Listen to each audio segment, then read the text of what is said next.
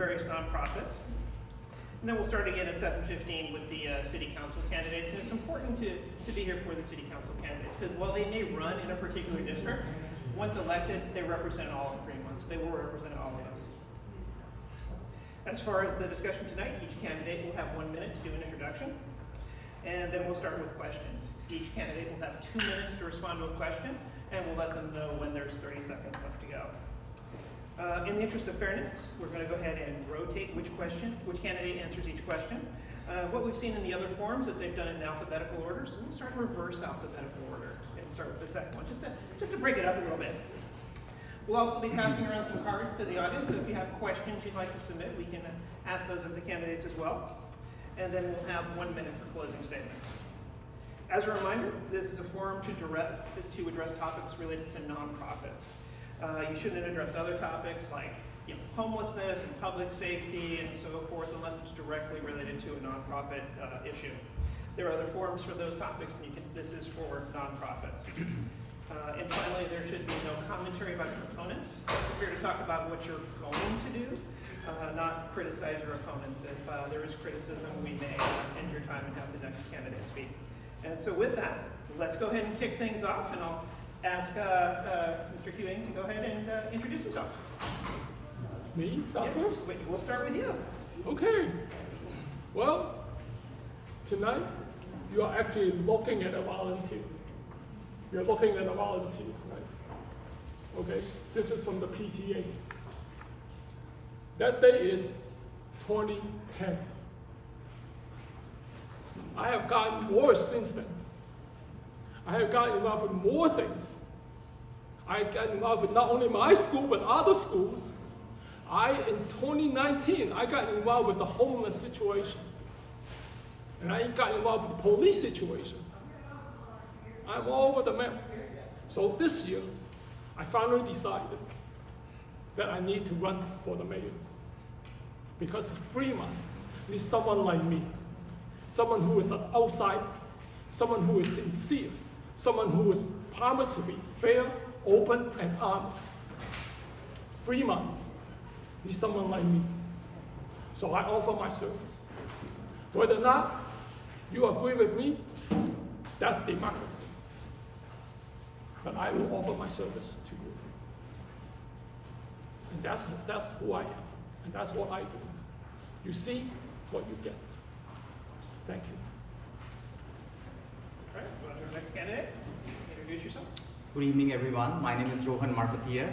I'm a candidate on the ballot for Fremont City Mayor. The topic for today. So first of all, let's have a round of applause for TCNPC. I think they are doing a phenomenal job.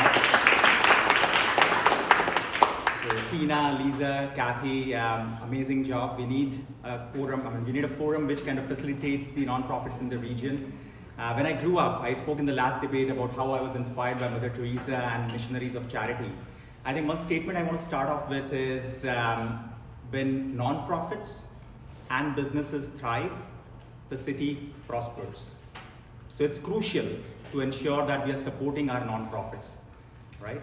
We have to volunteer, we have to support our nonprofits, and I see a bunch of nonprofits over here in the audience, so let's also give a round of applause for Coach Lee Webb. He's running Mission Valley Track and Field. Phenomenal job in the Tri-City area, completely free for Fremont residents. We have Saval represented as well. So I'm here to kind of talk about what we can do as a city to help these nonprofits, and look forward to the debate and the forum. Thank you. Thank you. Mr. Bacon? Thank you. My name is Vinnie Bacon. I'm up here, of course, running for Fremont Mayor, and I'm also a huge fan of our nonprofits in Fremont. When I was a city council member, I made at least 3 referrals to help out our nonprofits. One of them was I wanted to establish a fund, a small fund of $100,000 to fund groups that may not be eligible for community development block grants. Unfortunately, that didn't go through. Also, I will say one time the community development block grants came through, and there was a request for $70,000 additional dollars, mainly for Abode and Save. I said, absolutely, we should do the $70,000. I got voted down. They wanted to cut it in half. But Also, I would say we definitely need to help out the nonprofits with money. We have a big enough budget where we can help, and something like even $5,000 or $10,000 can go so far to a group that is really trying to do a lot of work. The other thing I will just say is, what little time I have left, is with the trees.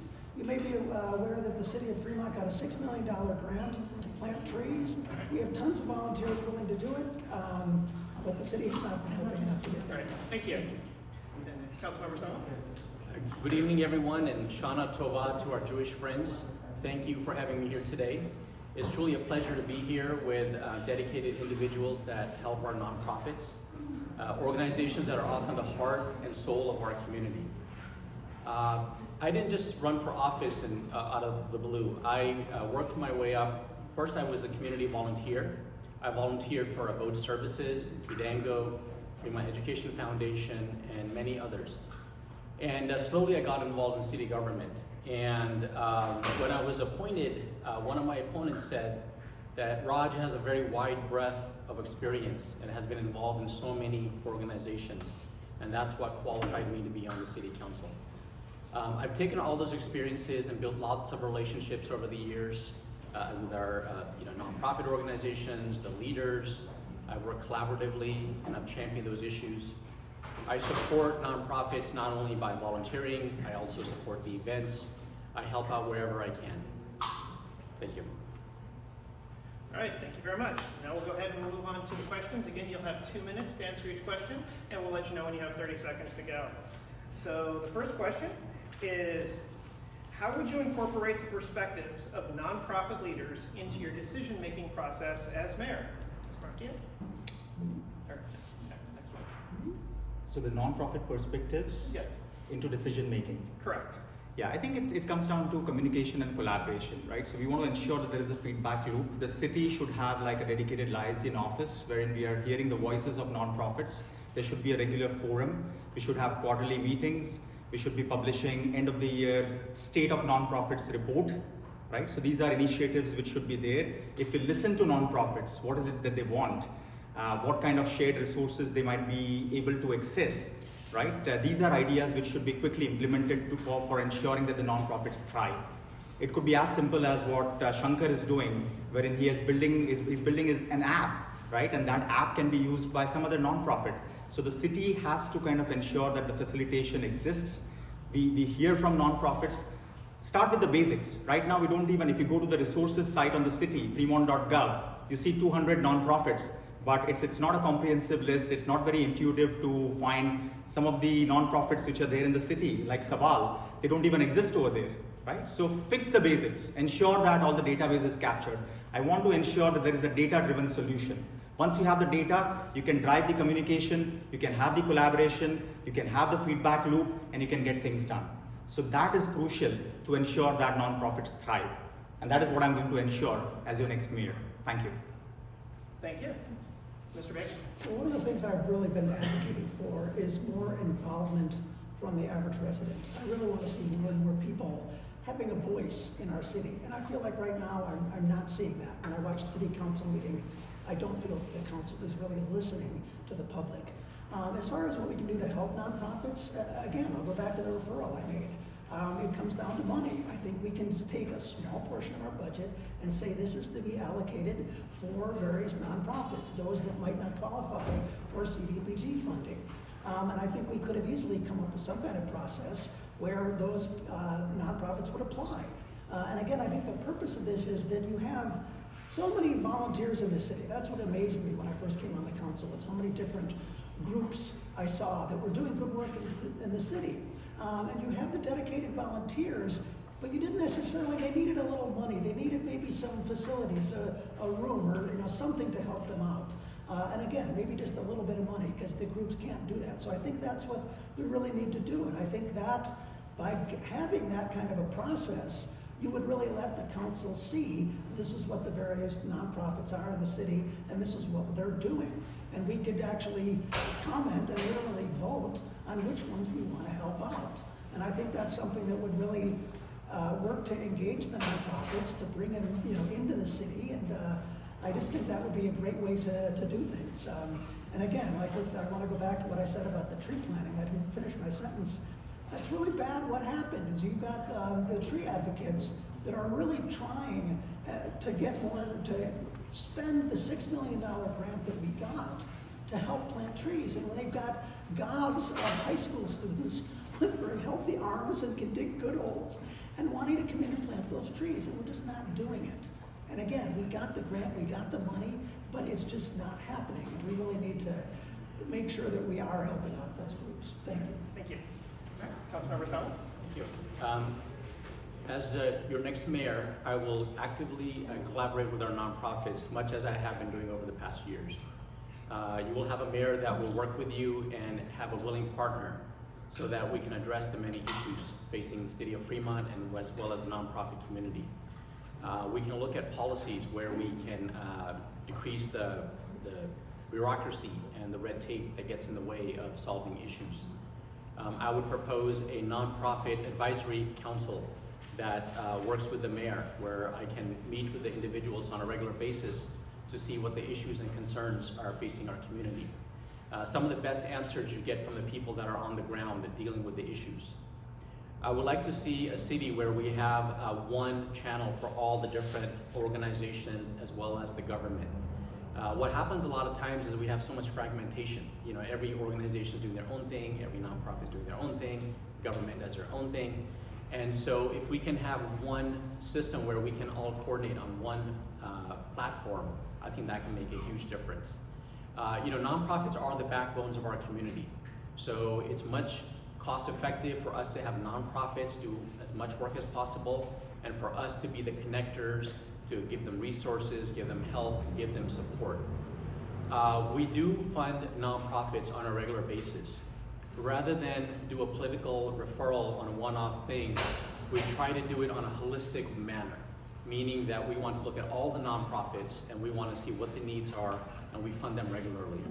Every year we are increasing the percentage that we are funding and we look at criteria that are helpful. We are planting 800 trees a year and our goal is to increase that to 1,000 so we can increase our urban forest.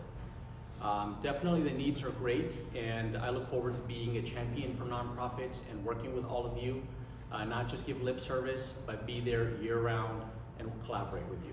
Thank you. Thank you. Okay.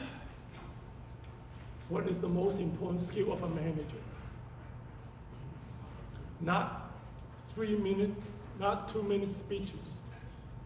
In fact, not how well you talk, it's how well you listen. That is in fact the most important skill of a manager. The ability to listen to people. Honestly, sincerely, truly listen and understand what the other person is telling you. That is the most important skill of a manager. Unfortunately, we're in these forums. I cannot show you how well I can listen because you know the audience will get to talk, right? It's us who are doing all the talking. So I had to show you. Not entirely. I want to tell you, yes, collaboration is good, involvement is good, having 2 more committees is all great, but there is no substitute for someone to look you in the eyes and say, okay, what is your problem? What is your problem? And can we then get to the bottom of it? Right now, in this session, while we are meeting together, not, okay, thank you, we'll write a report, we'll see you in 2 years. None of that. Today. That's how a new Fremont mayor will work. I will listen hard, and we will decide. There. If we need to have some other people in the room, we will do that. But the point is, we're not going to keep on delaying, so that the City Council of Fremont is a done-nothing council. Endless meetings. Where's the decisions? Thank you. All right, we'll go to the next question. We'll start with Mr. Bacon. And how do you plan to foster partnerships between city government and nonprofit agencies to address community needs? I think that goes back to what I brought up before, is basically have the nonprofits come before the city and ask for help. And by then, by doing that, it's a two-way communication. We're getting, valuable information from the nonprofits as far as what they're doing. And I think that is how best to get, the communication going. Right now, the nonprofits simply receive funding from the community development block grants, which is good, but there's really no feedback mechanism. The money, is decided by the Human Relations Commission, how we're going to allocate it. And then it basically goes to the various groups, and there's no feedback. I remember being on the council for 8 years, and of course, we were happy to approve the money. There were all great groups getting the money. And again, if they wanted more, I said, fine, let's give them a little more. But there really is no feedback loop. So I really think we need more to hear from the nonprofits to basically come to the council and say, I work for this nonprofit. Here's what we do for the city. Here's why I think you should fund us. And I can't see of any other better way than to actually just get that kind of feedback. So I also wanted to say briefly, one of the things I advocated for was for us giving money to help the 4th of July parade. And then also the Festival of India parade. I made referrals specifically for that because I always kept hearing the 4th of July parade, people saying, we might not do this here, we might not have enough money, we're trying to get these sponsors, and I said, let's get the city involved. This is something that is truly valuable to the city, is having that parade. And I'm proud that I made that referral, and I said, let's give them more money. And let's also look at how they're being charged for police overtime. I think that is often a little excessive, just to try to put on a parade like that, and it's very costly for them to have to pay for all that police overtime. I think we could look at better ways of funding them and helping them do what they're doing. So thank you. Could you repeat the question again? Absolutely. So, how do you plan to foster partnerships between the city government and nonprofit agencies to address community needs? Well, as I said, I will have a regular advisory committee of nonprofit leaders and meet with the leaders and see what the issues and concerns are so that we can look at them early and often. And like I said, some of the best ideas come from the folks that are on the ground facing the issues. I will be a good connector between nonprofits and city government and private enterprise, meaning that I want to work with our Chamber of Commerce and bring them in as well because they have lots of businesses that want to support nonprofits. So I want to be an active participant and make sure that we are working well. As far as how we fund, I was a Human Relations Commissioner before I was a City Council member. So I do recall that when we would fund the nonprofits, we would actually rate them. And we would actually visit the nonprofit and we would say, okay, what exactly are you doing? And then we would score them, okay, out of 100%, maybe they got 70 or 95. And based on that, that's how we would decide the ones that were meeting all the goals were the ones we would fund more. So there was a process. There was staff, there was Human Relations Commissioners. We used to have these thick binders filled with all this information, and then we'd narrow it down. And then it would go to the City Council. Then the City Council would make minor discretionary changes, but in general, it was handled mostly at the Human Relations Commission. So we do have a lengthy process. We like to have process which doesn't pick favorites. So just because somebody's running for office and they want to help one organization, but not the others, we are concerned about that.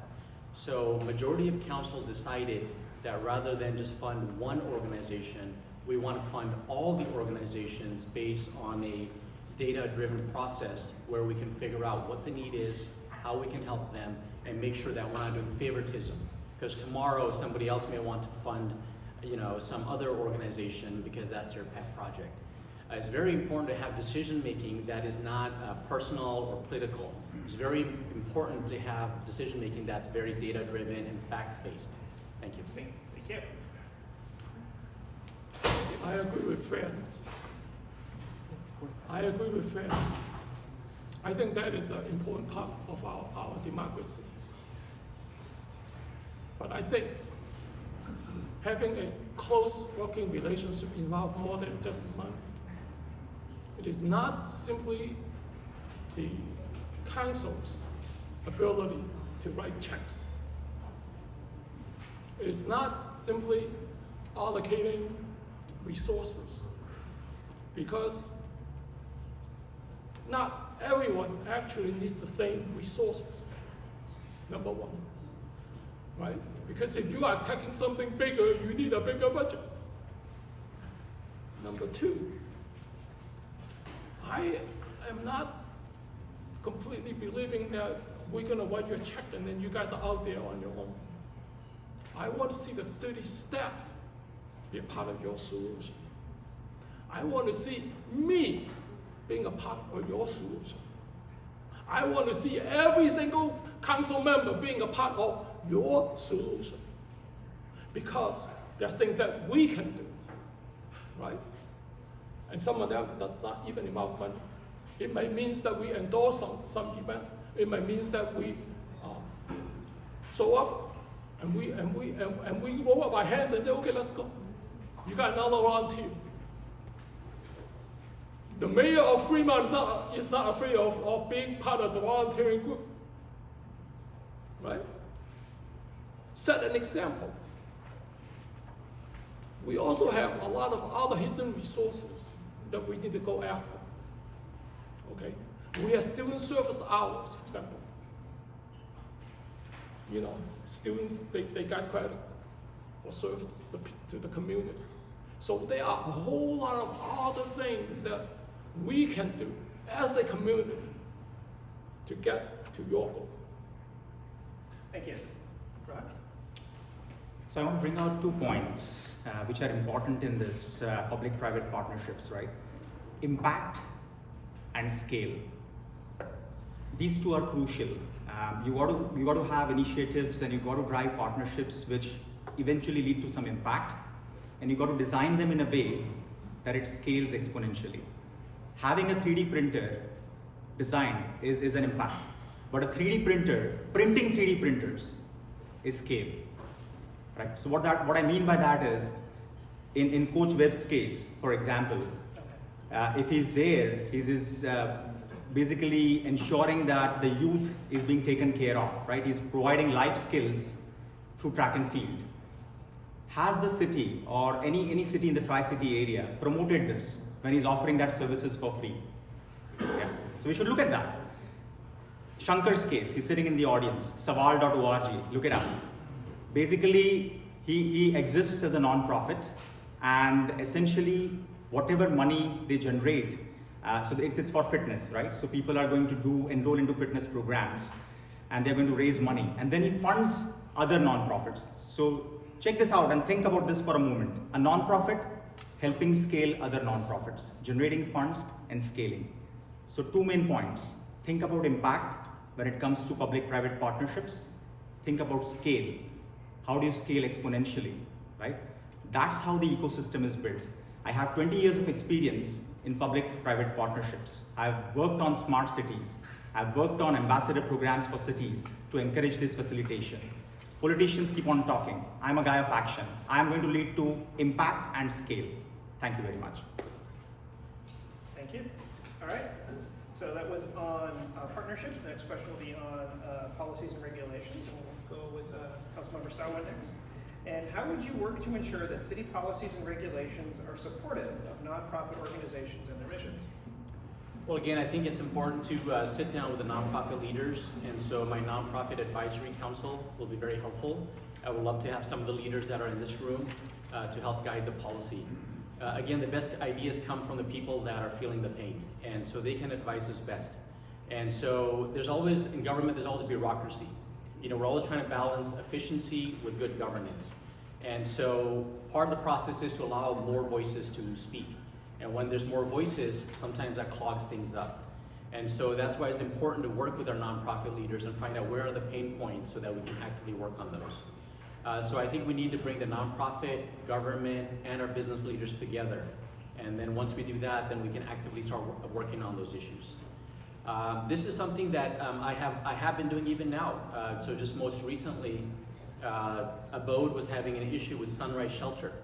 And so they were thinking about closing Sunrise Shelter because they didn't have adequate funding.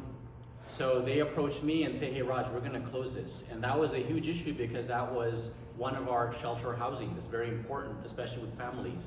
And that's one of the shelter housings that takes care of families. So I was able to advocate for additional funding for that from the city of Fremont. I was able to also advocate with our supervisors to get more funding. And so just 2 weeks ago, we voted to grant more funding and Sunrise Village can continue to stay open. So those are some of the issues that come up, and it's important to work with the leaders and try to do these sort of things. And so going forward, you can expect that nonprofit leaders will always have my ear. I'm always willing to listen and learn and try to work with you. Again, I'm not one of those that just makes a lot of speeches. I'm one that actually does the work. So if anybody ever has an issue, they talk to me. I always ask the staff. I always ask them to try to help the community, because that's one of my roles. Is not just about me, but it's about the community. I'm a channel for the issues and concerns that folks have, and so this is one way I can advocate for those. Thank you. Drink?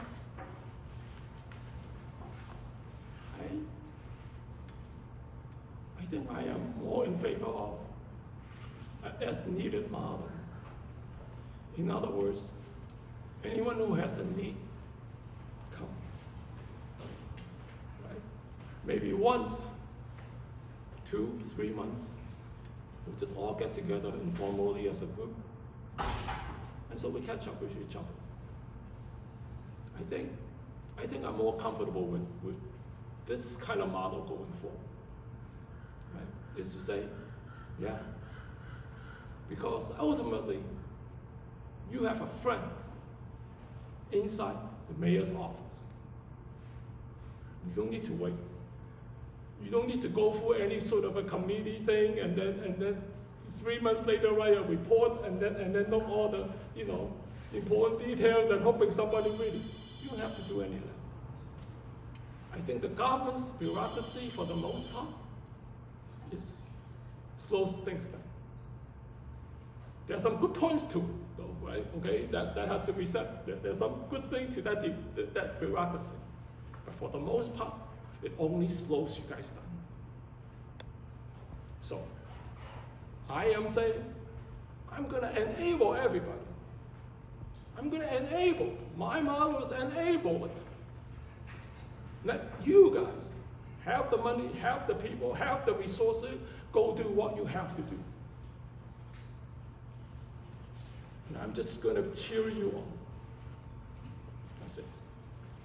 I'm just going to cheer you on and say, good job. Let's go. Harder, better, more. Next time. That's what I'm going to do.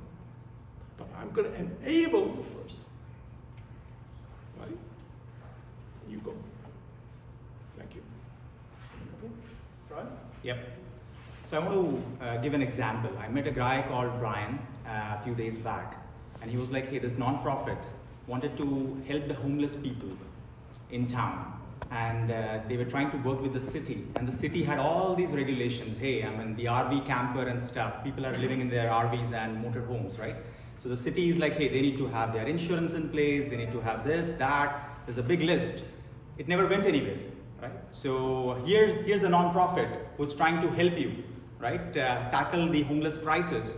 And here's the city and our officials who put all these regulations and paperwork, and it never goes anywhere. So remove the red tape, right? Make it easy to do business with nonprofits, right? Why are we hindering things when we should be facilitating things, right? So as your next mayor, I'm going to ensure that there is a liaison committee. Every month, a nonprofit is going to be recognized. They will have visibility. We are going to ensure that there's an end of the year report, which is published, the state of nonprofits. We're going to ensure that we are going to listen to you. You're going to voice your concerns. If I find that there is a nonprofit which is trying to help and bureaucracy and regulation is stopping you down, I'm going to ensure it's eliminated, and we are going to make it seamless and easy for nonprofits to do their job.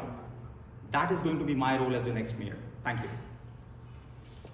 Thank you. I think it's a really good question, but first I want to back up and just address something that was said about, it's not always money, and for nonprofits, it is very often about money. I don't know, I mean, Mark Zuckerberg, I don't see him walking around with a checkbook, so I know it's definitely, those things help out. I remember the first visit I had with a nonprofit when I was a council member was with the person who was running Tri-City Volunteers. And it was really heartbreaking because she was just telling me how hard, what financial trouble they were in. And there was like nothing I could do. I mean, I couldn't just say, oh, let's just give money to Tri-City Volunteers. I knew there was the whole process of the CDBG grants. But to get to the question of policies and guidelines, it's a good question because I don't recall being on the council that we ever really set guidelines as far as like, what do we want our nonprofits to do? What do we want them to be doing? And I think, as Councilmember Salwan said, I mean, most of the discussion would happen in the Human Relations Commission when they were deciding the CDBG grants. But I really think we need to just look at, you know, what are those kind of organizations that we want? For example, I think there's a general position that we need to help out the homeless people, that we need to help those who need food. So let's, you know, make that as one of our guidelines. I don't think we've ever really put down, you know, what do we want from our nonprofits, or what are the nonprofits out there doing that we really want? You know, and again, that's the perfect example, I think, of, you know, giving the homeless shelter, giving them, you know, food. I mean, that's obviously a top priority. And we could actually set those kind of guidelines and policies. But anyway, I think that's enough for me. Thank you. All right, thank you. All right, and with that, we're going to move on to a question from the audience. And we'll start with you, I believe. So please speak to your understanding on the purpose of nonprofit organizations in the community and give examples of how one organization enhances Fremont.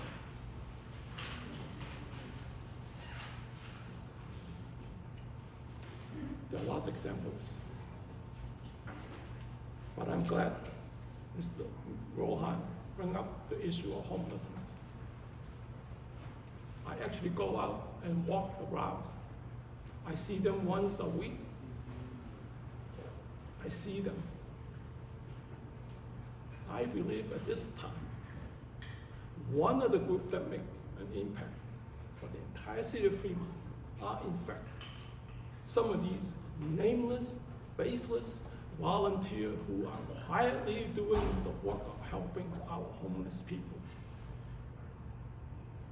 To me, these are unsung heroes. Okay? Now, there are other people who are doing important work, like SAFE. Right? Are you guys all familiar with SAFE? I'm sure you all are. So there are other groups that are worthy of me recognizing them.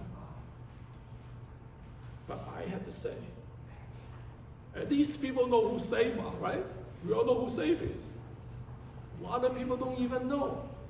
Some of these people, they just go every week. And they've been doing it for a long time. They've been doing it for a long time. No recognition. No committee either. Nothing. They quietly go, they quietly get their food, they quietly go and talk to the people. And we, all the volunteers, represents a link to these people. We become a link to humanity. Sometimes we talk to them because other than they having a conversation with us, they had a chance to talk to anybody. This is the place where your heart really has to show. Thank you. Ron? Yep. So 2 parts to the question, right? This is one I've always, you know, liked them. Obviously, SAVE is a great organization. The one you asked for a specific example was, I would say, Tri-City Volunteers. Again, I went there very early on in my council career and was really struck, first of all, just by the need of how many people needed that service. I mean, we tend to think of Fremont as a pretty well-off area. You know, I've never really experienced hunger, but there were a lot of people there that really needed the help. And again, the staff really needed the help as well. And I, you know, have gone there as much as I can. I grow fruit in my backyard, and I'm always bringing my extra fruit there and encouraging others to do the same. But it really is shocking just how many people need that service in our community. And they do amazing work, and you know, we absolutely have them. Have to have them. We absolutely have to help them. I want to share my personal experience. You know, I was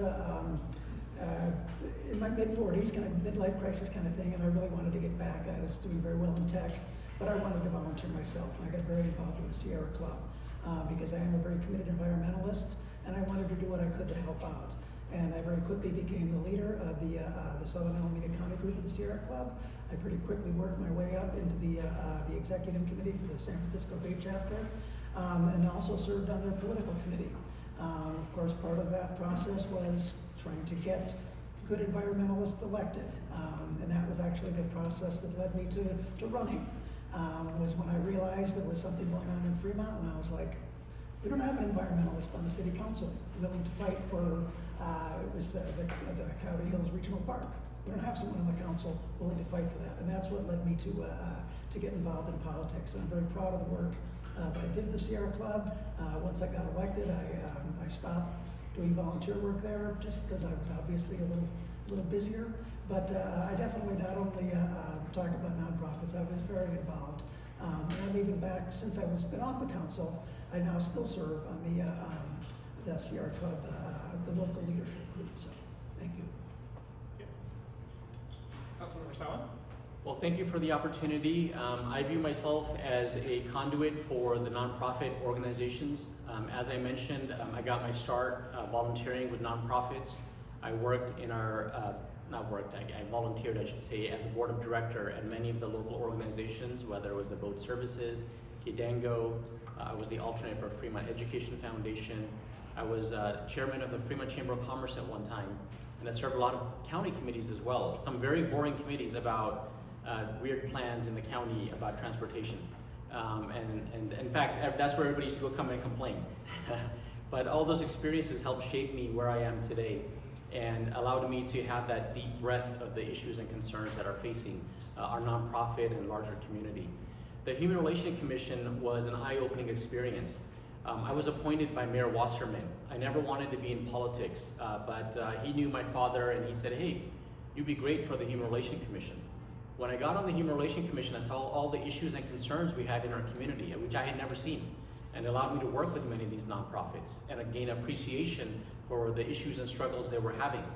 And so that was eye-opening. And I also realized that I have a temperament for working with competing interests, and I was able to bridge the divide between the two different factions in the Human Relations Commission. Mayor Wasserman was very happy. Then he said you should get on the Planning Commission because I solved an issue for him, which was the conflict. And since then I've been on City Council and I have actively worked. I have worked with all the nonprofits. Some of the new ones I hear about today, I'd love to work with you as well. But I've been to every single nonprofit event. I've supported with sponsorships. I'm an all-in council member. Not only do I talk, I also walk, and I also do the work, and I also give money, and I also support in any and every way that I can. And as mayor, I will be a full-time mayor that will fully advocate for the city of Fremont, make sure that everybody gets equally represented, that there's a seat at the table for nonprofits. Thank you. I want to tell all of you, the city of Fremont cannot claim to have any success without all its volunteers being successful. Your success translates into the city of Fremont's success. Your success is the same as our success, my success. I don't see a line. I don't see any line dividing us at all. We're in it together. That's how I am going to be doing all this stuff. We can talk about all the details.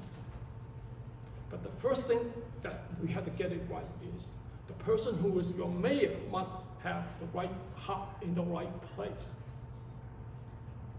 I think I'm convinced my heart is in the right place.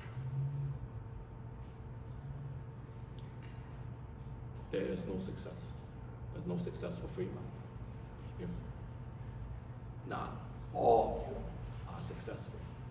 Because many of you actually are working on some really important issues, right, within our city.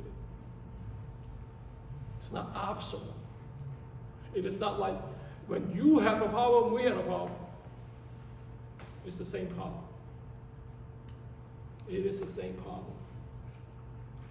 You don't have to come and convince me because I am a friend. I am a volunteer. going farther back than I can remember. I am a volunteer. I'm one of you. That's where we start. I'm one of you. I am one of you. No difference. Thank you very much. Thank you all for listening to us. A great forum, great questions, and great comments from my fellow contestants as well. I want to start saying that my campaign theme is Elevate Fremont, right? That's why I'm running. That's what I'm here for. And when we have to elevate Fremont, I have to look at nonprofits as partners, as peers. Saval, the nonprofit, told me, "Hey Rohan, you're stepping up for public service." I did not do that, but I am doing my part in a different way, through the nonprofit, right? So the first point I want to make is, we are peers. To all the nonprofits who are in the audience, to TCNPC, right? We are peers. We are in this together. We have to work together, because together, when we work, the city thrives, businesses thrive, right? We elevate the city. That's why I'm running. I have the experience. I've been, during COVID, I was the VP of Communications for PTA.